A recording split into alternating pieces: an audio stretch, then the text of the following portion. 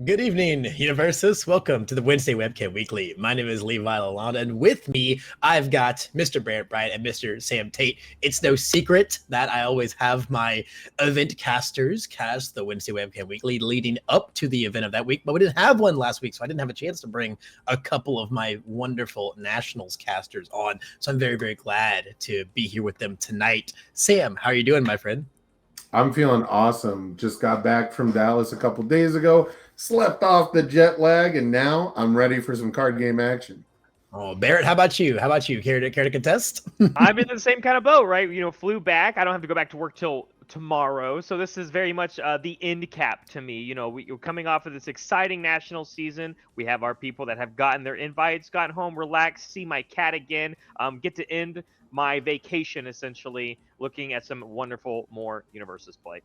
Yeah, I've got a nice little tank of beetles here that were sorely missing me. But as fun as Dallas was, I'm glad to be back. I'm glad to be settled, and I'm glad to be just taking a look back at the weekend as a whole and how much freaking fun it was. I think we're all definitely in need of that sleeping the lag off, as Sam was saying, because so much happened. As fun as it was very exhausting, and it was a very, very, very hardworking time, but not just for us, right? Not just for us casters, not just for us UVS Games employees, contractors, judges, demoers, the players. The players were the ones really, really, really flexing their brains all weekend, and they put on a fantastic show for us. And at the end of the day, even though we had 418 of them at this event, making it, of course, hashtag the biggest event in UVS history, UFS history of any kind whatsoever, 32 of them stood at the cream of the crop. And yeah, I mean, what a bracket we had, right? Obviously, you guys did the majority of the commentary, but what were those top cuts like? Sam,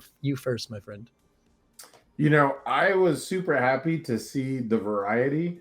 There was a lot of people, right? Top 32, double our normal size of a top cuts, but it was really cool to see characters like Recovery Girl still hanging in there. Amajiki really kind of showed up for the first time in full force and debuted like really big, giant maneuvers and things like that. So I was really excited to see that. But of course, my pick at the beginning of the day, if you remember, was Life Overhaul. And that's what ended up winning it all. Yeah, George was the cream of the crop at the end of the day, the true tip of the spear. But you're very right, Sam. We did have a few surprises in here nonetheless.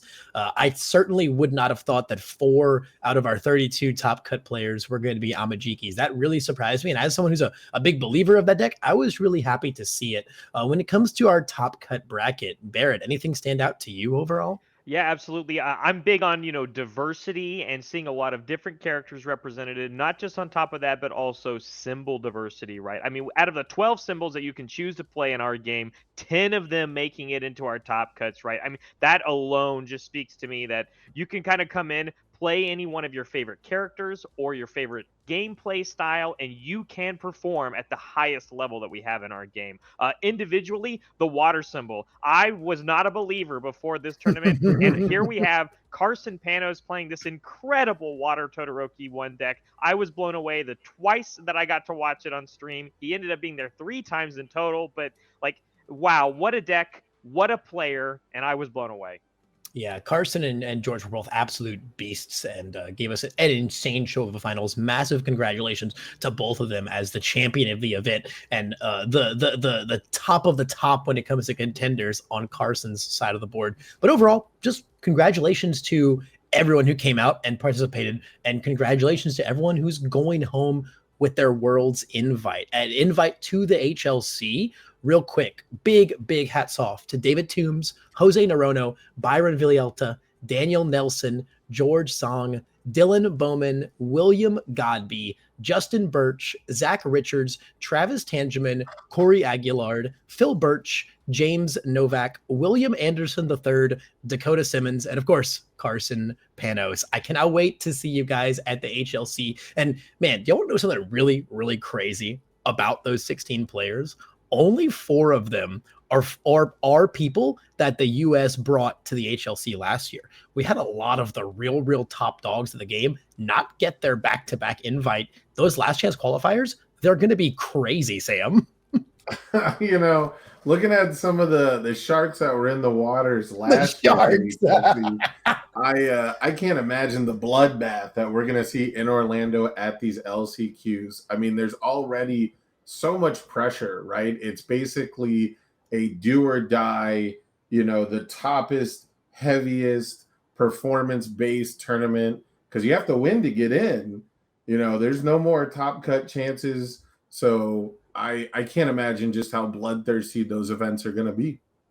It's gonna be nuts, and I cannot wait to see. The last chance qualifier for World Invites. That's not something that we truly had last year. So this is gonna be a very, very new experience in the tournament that we get to look forward to before the HLC itself falls down upon us. But guys, we have to take our eyes off the past a little bit and peer into the future, because on this very day, this very afternoon, something very, very serious was dropped on us. Something stomped its way into our game. And honestly, there's for such a small teaser, there's so many words we could say about it. But first off, let's just let the big guy speak for himself a little bit in this teaser trailer.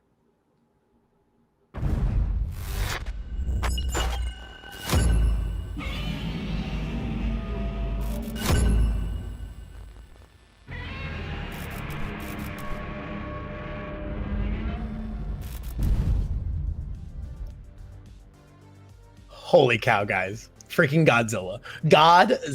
I don't think that was on anyone's bingo card, right? We've all been waiting for these animes, the Demon Slayers, the Jujutsu Kaisens, but here, the freaking #1 kaiju in Japan is about to stomp its way into our game in some fashion, right? Obviously, all we can do is speculate, but either of you guys particularly excited about this mysterious collab? Yeah, I mean, we were kind of talking about it a little before, like speculating. Like, there's just so many of these big monsters that envelop this world, or this fiction of the Godzilla realm. And I do know more than one person is excited to potentially see a Mothra appear. That would be so cool. The resident #1 bug stan, Levi himself, wants a bug deck. Crazy. Wait, crazy. I thought you were talking about me. Mothra is my favorite character. I'm just saying, he's a lot of people's favorite. Hey, chivalrous competitor. Handshakes? No, that's I'm super excited for it because Godzilla is such an iconic franchise, right? He's really the epitome of a genre, right? Almost like a trope namer for so many things. And I couldn't be more excited to see how it gets translated into our game with our mechanics, because I love big monsters. Big monsters are just cool. It's awesome. I cannot wait to see what this is going to be. We don't have any more details to share with you guys this evening, but of course, do just like the teaser says and stay tuned to November 3rd itself for the almighty Godzilla Day. If you thought the Dark Tournament was looming pretty hard, talk about an 80-foot kaiju looming over you.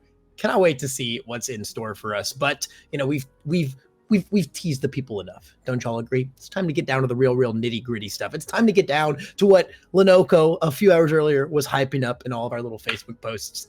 We got some more Jetburn cards to see. In a rare twist of events, we've seen the Chrome Rares before we've even seen the entire rest of the back page. We have 8 cards left in our set, as a lot of our genius mathematicians out there have figured out. We've got 4 to show this week.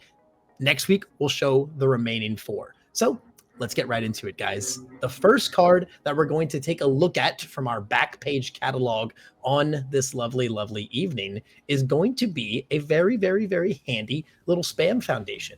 Guys, let's take a look at Define Fate. Yes.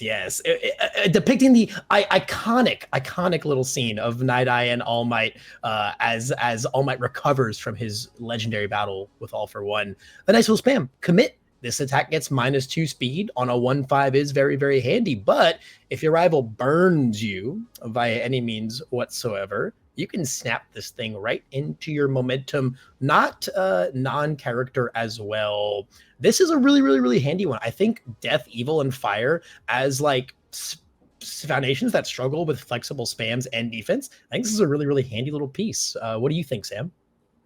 Well, I think 2 speed for 1 difficulty is pretty good, right? That's basically saying my 1 diff counts for 2 foundations. Yeah, it's like a high value target, right? Right, exactly. That's like the acceptable rate for like the minimum you need for speed 8, right? For commit cost. So it being repeatable, I think, is a big deal. and it not being conditional, similar to heroic lineage, is going to matter a lot for things like the fire symbol. But I gotta say, I really think that effects that interact, like responsibilities that are not cancels, but make your opponent really pause, are good for the game. So I'm excited to see how this one blends it. Barrett, how about yourself? Yeah, I'm kind of in the same boat. Of course, a lot of people, when it comes to the deck building, in my opinion, one of the hardest parts about this game is, you want to look at these block zone coverages, the difficulties that you're looking for. And when you look at a card like this, Death, Evil, and Fire on it is a unique spread, right? I mean, you don't see those things very often. Death and Evil may be hand in hand, but Fire having some counterplay, like you said, make your opponent make the decision if they want to actually make you lose vitality from an effect, to give the fire symbol more snap momentum on a symbol that's already incredibly good at using things for momentum. Things like Capture Evildoers or powerful echoes and other powerful EX abilities, of course. With a low block to come with that, like some people already struggle to put low blocks in those symbols. This is a really good way that can kind of fit a slot that people are looking for. Couldn't have said it better myself, Barrett. I'm into it. Next up, let's go +1 difficulty as we check out another foundation. This one, a little similar actually to Define Fate, but very, very different at its core. Our next foundation we got to look at is Incompatible Quirks. This is a 2-diff foundation that does not ready during the ready step. Never, never, never, ever is this one going to come up during the ready step. However, you can remove one foundation to ready it, playable while committed, as many times as you'd like, and you can commit itself for -2 speed. Now, it's a unique on top of all that, and so effectively at base value, if you only use this once, you're not getting effectively the same level of value as a normal foundation that would be ready during the ready step. But on those turns where you're going really, really deep and you're removing foundation after foundation after foundation to ready this over and over and over again, it's really going to help those long string decks. Yeah, I think this. Go ahead. I mean, I like this one a lot. I mean, this is a, best of both worlds card. Like you said, it's a, this has a use in the aggressive decks. This has a use in the defensive decks. This has a use in those decks that want to find their way in the middle, right? The fact that this is a renewable resource that you don't necessarily get to start the turn with, but you constantly can activate it whenever you want. I can't imagine a world where there's people that aren't going to want to play this card across all 3 of these symbols. Yeah, I'm already foreseeing some kind of 1-minute maneuver with you, Sam, on this card. No, I'm over here sweating because this is a lot of production. This is like release, but bonkers, like offensive release, right? We're permanently losing resources to either get -2 speed, very similar to release, but like you said, because of that offensive application, or characters that have commit costs. Characters that might not see a lot of play because people don't want to commit their own foundations, they're going to love a card like this. And, it has to be unique. It's so good. It has to be unique. And like, can we appreciate the flavor, right? Incompatible quirks, right? This scene from the anime where Midorya and Aoyama are kind of talking about how their quirks don't really sync up well with their body. We have this foundation that inherently does not ready from the ready step, literally doesn't sync up with you. But if you really, really want to pay the tax, right? Or if you're good, going to find some interesting tech to play with it. All I'm saying is this has 2 polite and well-spoken symbols. And Snipe is down to respond on this card all day, every day. That's all I got to say, guys, as we move on to our next one. Another foundation, guys. We're going to go and find ourselves back in the spam territory, and we're going to check out Creeped Out. This is a 1 difficulty that very, very similar to Define Fate. Enhanced Commit, your check to block this attack gets +2. Almost the same as -2 speed. However, this one says after your rival breakers you can flip and give that breaker -1. And that on a 1/5 in a deck that's really trying to go in, that's really, really handy. Yeah. Oh, you guys are scared now. Sam, hit me with it first. Hit me with the thoughts, Sam.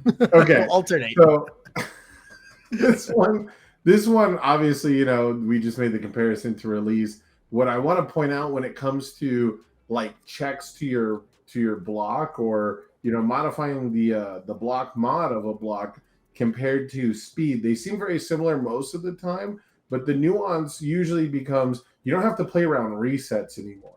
You don't have to wait for a specific stat to hit a specific point. If you're looking at matches in the past, like Toru 2 versus cards like You're So Obvious, where there's also other speed modifications going on, Toru gets to enhance for free.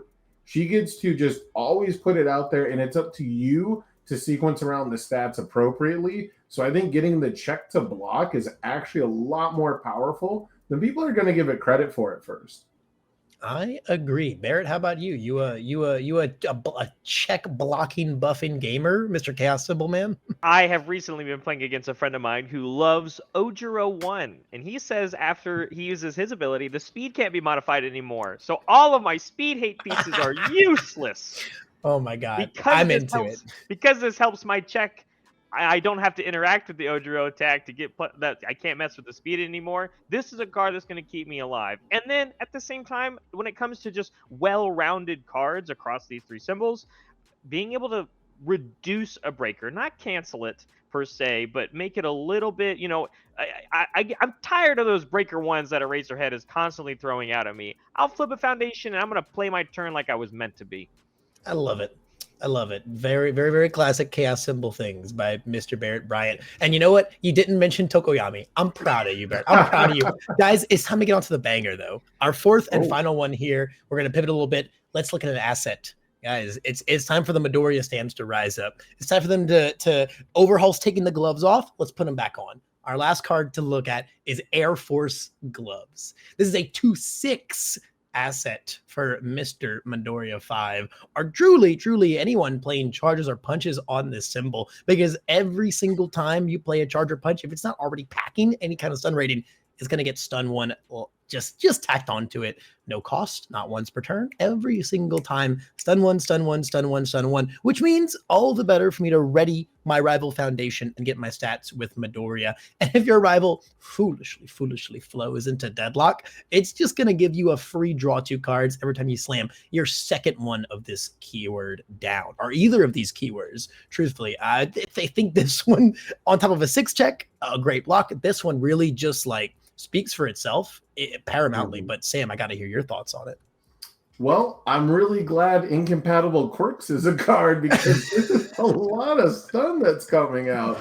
I mean, every single attack that comes down is basically going to have stun one as a base, right? That's its floor. So you're going to have to be looking to play around that every single time. Every time you want to keep 2 foundations ready, you have to know that you're only going to get to use 1 at most. And I just want to really point out the life symbol has a heroic strike, which there's a lot of stunning without the stun keyword. So these seem like 2 peas in a pod. Yeah, you got any spice cooking up for this one, Barrett? I just want to say, just looking at the cards as a whole, I'm not a big asset gamer myself, but that 6 check on there is a really good reason for me to want to play this. In synergy with other charge support that exists across these symbols, I'm looking at you, Earphone Jack. So when you can give things speed and then also give them stun, to rock a 6 check to work with my specialized sound waves as well, I don't necessarily have to play Arrogant Disposition anymore. I've got this one. Yeah, this card's nice. This card's nice. It's going to be the easiest one to have in those decks all day, every day. Jiro's going to play double jab pummels and give them stun 1 all day, every day. I'm going to cry my little hearts out. I'm going to cry my little heart out, man. This turns every punch on the air symbol into a Denki 1 attack. Oh yeah. My God. I was so focused on the key Barrett Bryant from talking about Tokoyami bingo card. Forgot about Sam Tate talking about Denki. But I have the out. Because, Sam, you can't talk about Denki anymore, because it's time for us to throw down. We've hit our mark on the hour, and we've got to get into this. I thought you were going to preview more 0 cost stun hate. No. We got to get into this Wednesday webcam weekly, guys. And as we sign off for once, after the last 4 weeks, I have to tell you, there's no event to look forward to this weekend, guys. We're finally taking a step back, pumping the brakes just a little bit, and letting the team get back hard to work, because we've got an HLC to prep for. And I can tell you, you have some HLC news to expect very, very soon. Everyone is hard at work resting from Dallas, but once we're back in full force, it's just going to get crazy. I cannot wait to tell you guys all about it. And of course, I cannot wait for you guys to see everything that I was doing all across Dallas. We're going to have so many YouTube videos and shorts pumping out over the coming weeks, and I'm just very, very, very, very hyped about it. And I cannot wait for y'all to see the fruits of my labor from running around and shoving microphones in people's faces all weekend. So make sure that you're subscribed to the YouTube channel so that you can get the first look at all of that. That being said, though, guys, Nationals are all over. HLC is on the way, but it's far away, and it's time to kick back, relax, and enjoy some locals level casual WWW action. I've been Levi Lalonde, and I will now leave you in the trustworthy, reliable hands of Sam Tate and Barrett Bryant to take you throughout this Wednesday Webcam Weekly evening. Don't go anywhere. We'll be back with round one soon.